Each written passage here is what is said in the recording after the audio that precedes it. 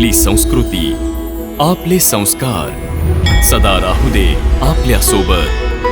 भारताच्या महान ग्रंथांचे आणि काव्यांचे संपूर्ण संकलन. सबस्क्राईब करा तिलक. घ्या आता हेही आपला पराक्रम दाखवणार. अच्छा, आता चिमणी पहाड उचलायला निघाले.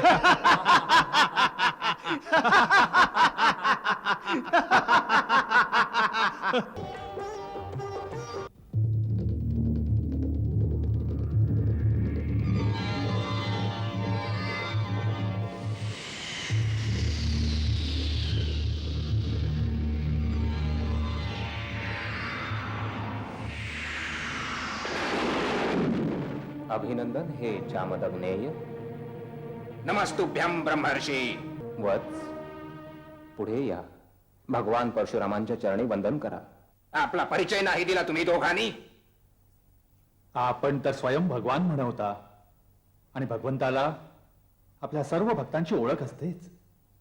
हाच विचार केला की आपण आपल्या या दासाला तर जाणतच असाल. परिचय देणं आवश्यक नाही समजलो.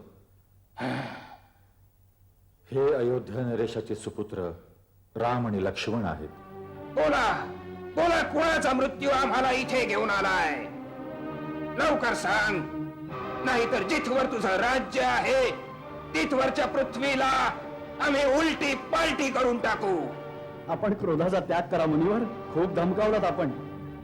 वाटतंय की तू आपल्या मातेला निपुत्रिक बनवू पाहतोयस. मी तर तुला बालक समजून अजूनही जीवित ठेवलं होतं. आणि मी आपल्याला एक ब्राह्मण समजून आपल्यावर हात नाही उचलू इच्छित. आमच्या कुळात ब्राह्मणांचा वध नाही केला जात, त्यांचं रक्षण केलं जातं. बालकांच्या दोषावर मोठे क्रोध नाही करत. शांत व्हा भगवान. भगवान, माझं तर छोटस नाव आहे राम, पण आपलं परशु समवेत परशुराम. आपण या मोघ बाणाने आमच्या पुण्य लोकाचा नाश करून टाका. ज्या बरोबर नाश होईल आमची कीर्ती, आमचा अहंकार आणि अहंकार जडित आमचा क्रोध. मिथिला नरेश, हा विवाह तर धनुष्याच्या अधीन होता, तेव्हा ते तुटताच विवाह तर होऊन गेला. तथापि तू आपल्या गुरुच्या रीतीच्या नुसार आपल्या कुळातील मोठे वृद्ध आणि गुरुजनांना विचारूनच सारं काम कर. आणि अयोध्येस दूत पाठवून महाराज दशरथांना सांग की त्यांनी वरात घेऊन जनकपुरीस पोहोचावे.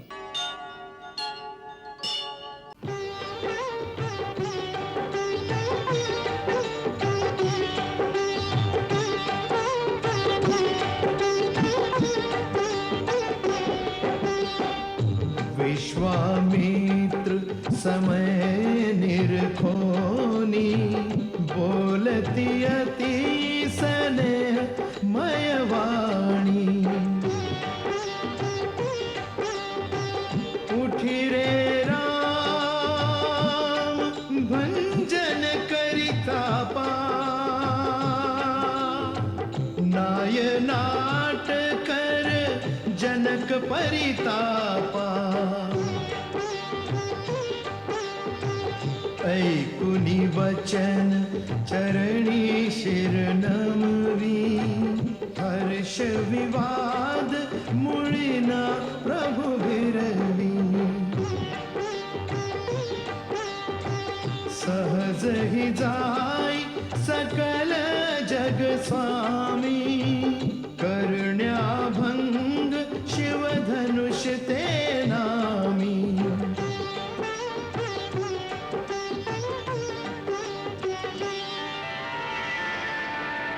मुदित जाहले संत सभेतील. रघुवर पाहुनी वीर. मिळूनी संत सरोजसम. हर्षे लोचनी नीर. घ्या आता हेही आपला पराक्रम दाखवणार. अच्छा, आता चिमणी पहाड उचलायला निघाले.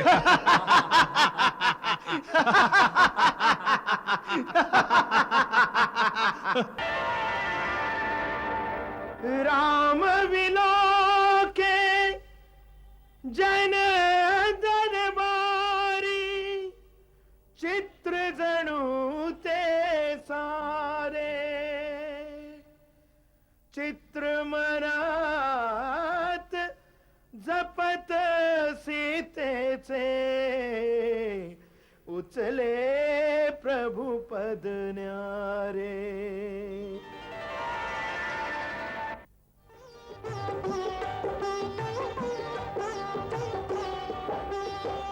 मिळो जान किस वर मन भावन हो वो मना जोगते हे मिलन. अशंका मनी काही दाटे समय चुकोन हेची मनी वाटे. मग प्रभु राम जानकीस बघती रघुकुल तिलक अभय जणू देती. गुरुस प्रणाम मनोमन करुनी अति सहजी उचली ती धनु धरुनी.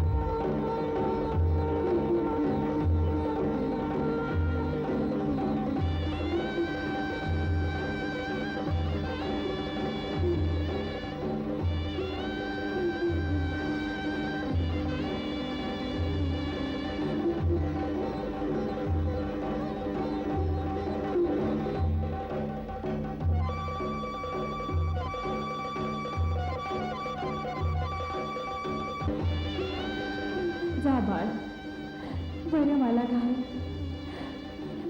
जा बाळ, जा.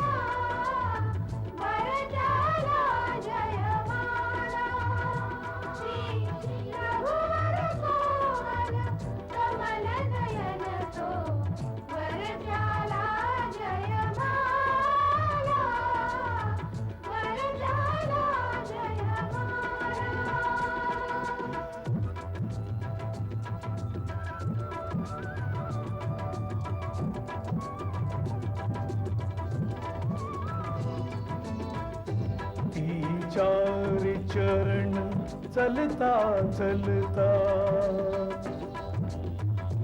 श्री रघुवर नजिक अशी जाई.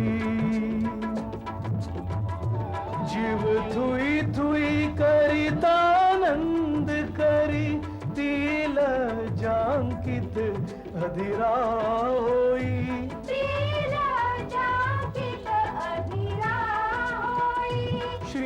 राम चकित चित त्या सीतेचा अद्भुत मोह मनाला.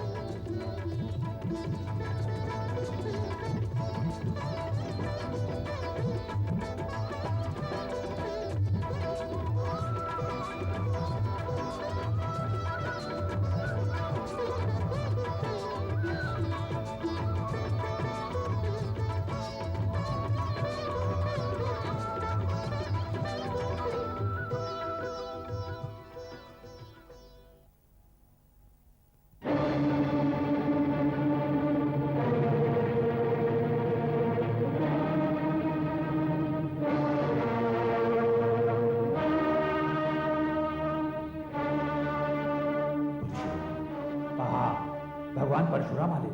खूप क्रोधात दिसते. पण ते पुन्हा क्षत्रियांचा वध करतील. नाही नाही, त्यांनी इंद्रांना वचन दिलंय की ते पुन्हा क्षत्रियांवर कधीच शस्त्र नाही उभारणार म्हणून. चला त्यांना नमस्कार करूया, नाहीतर ते नाराज होतील. चला. मी उग्रसेनाचा मुलगा चित्रसेन भगवान परशुरामाला प्रणाम करतो. मी राजा बुद्धसेन आपल्याला प्रणाम करतो. मी नरेन देवाचा पुत्र सोमदत्त आपल्या चरणी प्रार्थना करतो.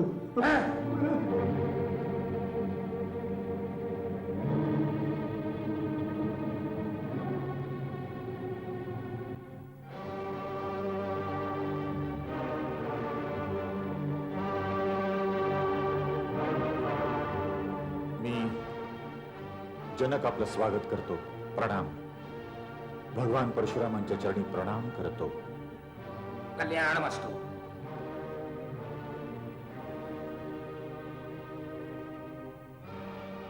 ही आहे माझी पुत्री सीता. आपला आशीर्वाद मागते.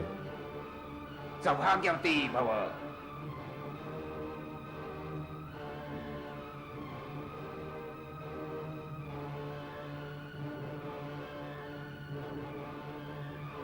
प्रभू, मिथिलेत आपलं स्वागत आहे.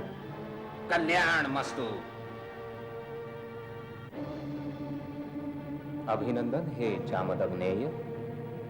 नमस्तुभ्यं ब्रह्मर्षी. वत्स, पुढे या. भगवान परशुरामांच्या चरणी वंदन करा.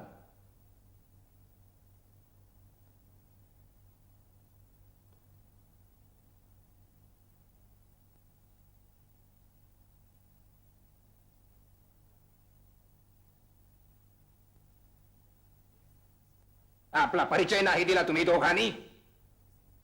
आपण तर स्वयं भगवान म्हणवता आणि भगवंताला आपल्या सर्व भक्तांची ओळख असतेच. हाच विचार केला की आपण आपल्या या दासाला तर जाणतच असाल. परिचय देणं आवश्यक नाही समजलो. हे अयोध्या नरेशाचे सुपुत्र राम आणि लक्ष्मण आहेत. आपण मोठ्या शुभवेळेला आला आहात भगवंत. यावे, आसन ग्रहण करावे. या गोड स्वागत पर बोलण्याने तू आम्हाला सुखवू शकत नाहीस मूढ जनका. आम्ही महेंद्र पर्वतावर तपस्या करीत होतो तेव्हा शिवधनुष्य तुटण्याच्या घोर ध्वनीचा स्वर ऐकू आला. आम्ही हे जाणायला आलो आहोत की आमचे आराध्य भगवान शिवाचे धनुष्य तोडण्याचं दुस्साहस कोणी केलं आहे. बोलत का नाहीस मूर्खा? बोला बोला, कोणाचा मृत्यू आम्हाला इथे घेऊन आलाय? लवकर सांग, नाहीतर जिथवर तुझं राज्य आहे तिथवरच्या पृथ्वीला आम्ही उलटी पालटी करून टाकू. तुझे सारे राज्य नष्ट करून टाकू, नष्ट करून टाकू. प्रभू, शिवाचे धनुष्य तोडावे असे साहस तर कोणी आपला दासच करू शकतो. त्याच्याकरिता काय आज्ञा आहे आपण मला सांगा. सेवक तो असतो जो सेवा करतो. जो शत्रुत्व करतो त्याला शत्रू समजून त्याला दंडच केला पाहिजे. ज्याने हे शिवधनुष्य तोडले आहे तो सहस्त्रबाहू प्रमाणे माझा शत्रू आहे. सावधान. जनक, विश्वामित्र, येथे एकत्रित राजेगण आणि या साऱ्या सभेला मी सावधान करतो की जेथे कुठे तो अपराधी लपला असेल त्याला बाहेर काढून उभे केले जावे. अन्यथा आम्ही त्या शिवद्रोह्याला मृत्यूदंड देऊ. हे समजून असा की तुमच्यातल्या एकाचेही प्राण वाचणार नाहीत. एक धनुष्य तुटलं तर त्यात इतका क्रोध करण्यासारखी काय गोष्ट आहे? आम्ही तर बालपणी कित्येक धनुष्य तोडले होते, त्यावेळी तर कोणी क्रोध नव्हता केला. राजाच्या छोकऱ्या, जरा शुद्धीत येऊन बोल. विश्वभरात सम्मानित महाशिवधनुष्याला बालकांच्या धनुकल्यांच्या बरोबरीचे मानतोस. हे ते धनुष्य आहे ज्याने शंकराने त्रिपुरारीचा वध केला होता. ब्राह्मण देवा, आपल्याला धनुष्यातला फरक दिसत असेल, आम्ही तर क्षत्रिय आहोत. धनुष्य बाणाशी खेळणं आमचं नित्यकर्म आहे. आमच्यासाठी तर सर्व धनुष्य एकसमान आहेत. धिटाईची पण हद्द असते. वाटतं की तुला आपल्या जीवनाचा मोह राहिला नाही. मला मोह आहे किंवा नाही, परंतु आपल्याला या पुराण्या जीर्ण धनुष्याचा खूपच मोह दिसतोय, ज्याच्या तुटून जाण्यामुळं आपण बालकांसारखे अगदी रडता येते. रघुवरांनी त्याला हात लावला आणि ते तुटून गेलं. त्यात त्यांचा काही दोष नाही. आपण क्रोधाचा त्याग करा मुनीवर. खूप धमकावलात आपण. वाटतंय की तू आपल्या मातेला निपुत्रिक बनवू पाहतोयस. मी तर तुला बालक समजून अजूनही जीवित ठेवलं होतं. आणि मी आपल्याला एक ब्राह्मण समजून आपल्यावर हात नाही उचलू इच्छित.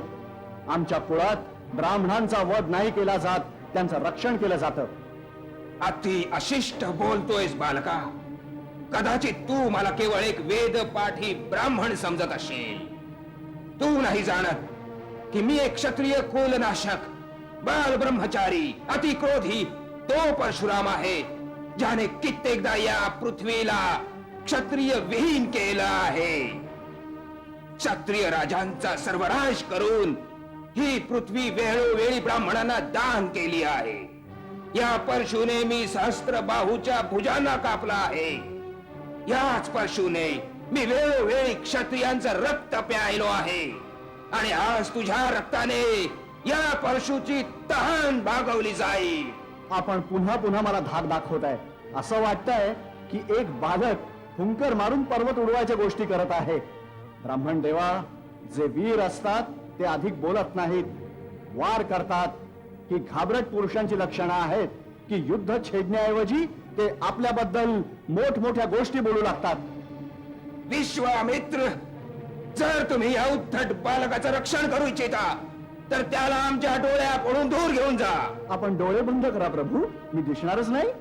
विश्वामित्र, याला आमचा क्रोध आणि पराक्रमाची शक्ती सांगा. आपली गुणगाथा आपण स्वतः की छान सांगताय की दुसऱ्यांनी सांगायची आवश्यकताच नाही. आता पावे तो आपली महान गाथा गाता गाता मन भरलं नसेल तर ऐकवा ना, की कशा प्रकारे एका कर्तृत्ववान कुमाराच्या दोषापायी क्रोधाविष्ट होऊन लाखो निर्दोष क्षत्रियांचा संहार केला तुम्ही.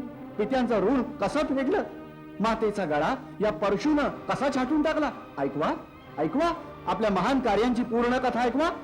बस, खूप झालं. आता कोणी मला दोष देऊ नका. हा बालक आता निश्चितच मरणार आहे. आश्चर्य आहे की माझ्या कुठारी समोर येऊनही अजूनही जीवित कसा राहिला. मलाही आश्चर्य वाटतं की माझ्या देवतुल्य दादाला मृत्यूदंड देण्याची गोष्ट कोणी माझ्या समोर करतो आणि तो माझ्या बाणांपासून अजून जिवंत राहतो. लक्ष्मणा,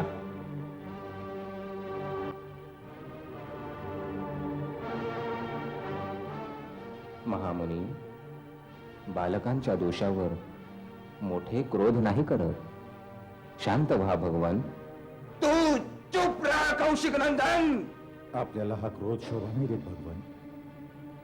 जर बालक चपलता दाखवत असेल तर गुरु माता पिता त्याचा आनंद घेतात, रोष नाही करीत.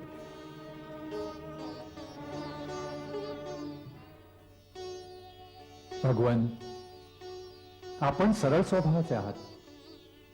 बालकाच्या बोलण्याकडे नका लक्ष देऊ. आणि शिवाय त्याने तर आपला काही अपराध नाही केला. आपला अपराधी मी आहे. माझ्याच हातून हे धनुष्य भंग पावले. जर दंड द्यायचाच असेल तर मला द्या. मला आपला दास समजा आणि वाटलं तर मजवर कृपा करा वा क्रोध करा, नाहीतर माझे प्राण घ्या. ज्या प्रकारानं आपला क्रोध शांत होऊ शकेल तो उपाय करायला मी तयार आहे. तूही काही कमी धूर्त नाहीस. भगवान शंकराचं धनुष्य तोडून आता मलाच ज्ञान शिकवतोयस. तिकडे तुझा छोटा भ्राता तुझ्या संमतीने मला भडकवीत आहे, मला क्रोधित करून माझं बळ क्षीण करीत आहे. आणि इकडे तू आम्हाला हात जोडून असा अनुनय विनय करतोयस. परंतु हे छळकपट आणखी नाही चालू शकणार. तू समजतोयस की स्वतःला राम म्हणवण्याने तू परशुरामाचाही सामना करू शकशील. चल उचल शस्त्र आणि माझ्या बरोबर युद्ध कर. मी तुला निशस्त्र नाही मारणार. विरोचित मृत्यूचा अवसर देईन आणि युद्ध नाही केलंस तर भ्रात्या समवेत तुला आत्ताच मारून टाकेन.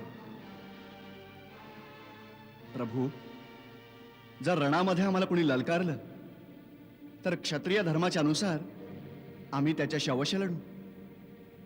मग तो स्वयं काळही का असेना, परंतु आम्हा रघुवंशीयांचा हाही धर्म आहे की आम्ही गौ, ब्राह्मण आणि स्त्रीवर हात नाही चालवत. ब्राह्मण आमच्यासाठी सदा पूजनीय आहे आणि त्यांची सेवा करणं आमचा परमधर्म आहे. मग प्रभू आणि सेवक यांच्यात युद्ध कसं होऊ शकतं? आपली आणि आमची बरोबरी कशी होऊ शकते? भगवन, माझं तर छोटंसं नाव आहे राम, पण आपलं परशु समवेत परशुराम. आपण आपल्या रामाला अजूनही नाही ओळखलं, परंतु मी तर आपलं प्रभुत्व जाणतो. आपल्याकडून हरण्यातही माझी जीत आहे. विप्र वंशीवर अस्त्र टाकता हारलो तरी ती मजला जीत वाटते.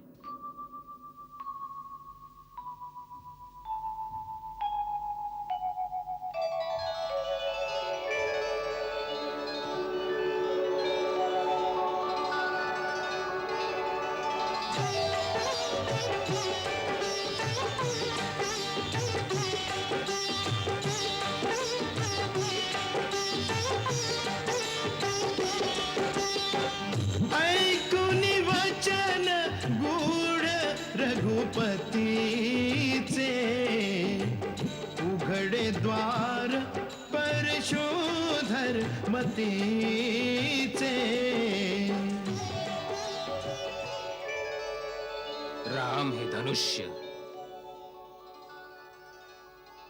हे धनुष्य विष्णूने माझे पितामह महर्षी यांच्या जवळ अमूल्य ठेवीच्या रूपात ठेवले होते. जर विष्णूंच्या या धनुष्यावर तू बाणांचं संधान करू शकलास तर माझा संदेह निघून जाईल. मी तुला ओळखू शकेन. राम रमापती करी धनु घेती, चढविती चाप संदेह मिटवीती. चढविती चाप संदेह मिटवीती.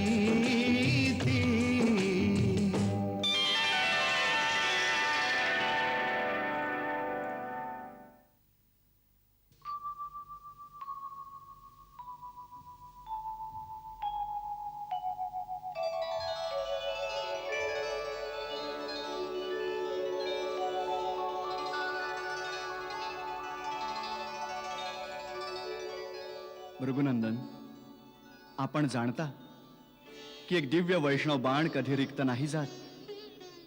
परंतु एक तर आपण ब्राह्मण आहात आणि दुसरं गुरु विश्वामित्रांच्या बहिणीचे पौत्र, म्हणून मी हा अमोघ बाण आपल्यावर नाही चालवू शकत.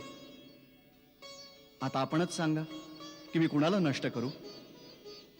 आपल्यापाशी मनाच्या गतीने सर्वत्र येण्या जाण्याची जी शक्ती आहे तिला, की आपण आपल्या तपोबलाने जे पुण्यलोक अर्जित केले आहेत त्याला नष्ट करू? हे रघुनंदन, माझ्या आवागमनाच्या शक्तीचा नाश नको करूस. कारण मी जेव्हा माझे गुरु कश्यप यांना ही सारी पृथ्वी दान केली होती तेव्हा त्यांनी मला सांगितलं होतं की आता तू माझ्या राज्यात नाही राहू शकत. तेव्हापासून मी कधीही पृथ्वीवर रात्री विश्राम नाही करी. मला रात्री महेंद्र पर्वतावर जाण्याकरता त्या शक्तीची परम आवश्यकता आहे. परंतु आपण या मोघ बाणाने आमच्या पुण्यलोकाचा नाश करून टाका. ज्याबरोबर नाश होईल आमची कीर्ती, आमचा अहंकार आणि अहंकार जडित आमचा क्रोध.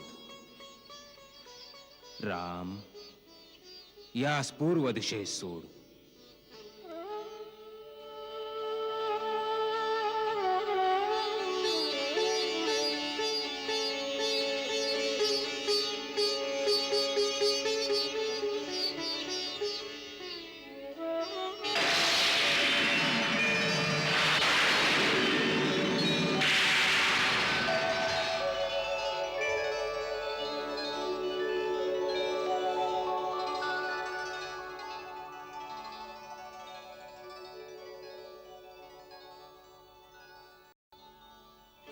जय रघुनंदन, तुझा विजय हो.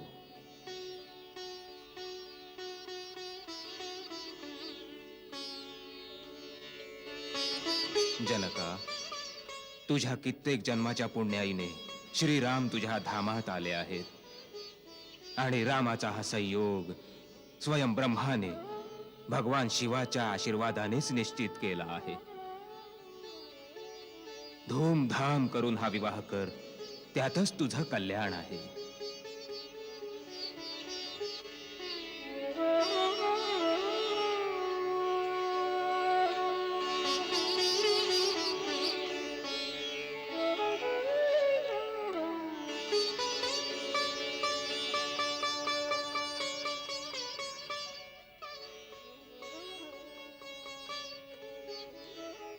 राम, तुझ्या प्राप्तीने आम्ही धन्य झालो आहोत. मला आपला पुत्र समजून माझ्यावर आपला स्नेह राहू द्यावा. माझी चूक भूल झाल्यास क्षमा करावी. तुझं सदा कल्याण हो पुत्रा. ब्रह्मर्षी, तुमच्या प्रसादाने श्रीरामाने धनुष्यभंग करून माझा पण पुरा करून मला कृतार्थ केलं. आता आपण जे उचित समजाल ती आज्ञा द्या. मिथिला नरेश, हा विवाह तर धनुष्याच्या अधीन होता, तेव्हा ते तुटताच विवाह तर होऊन गेला. तथापि तू आपल्या गुरुच्या रीतीच्या नुसार आपल्या कुळातील मोठे वृद्ध आणि गुरुजनांना विचारूनच सारं काम कर आणि अयोध्येस दूत पाठवून महाराज दशरथांना सांग की त्यांनी वरात घेऊन जनकपुरीस पोहोचावे. जशी आज्ञा.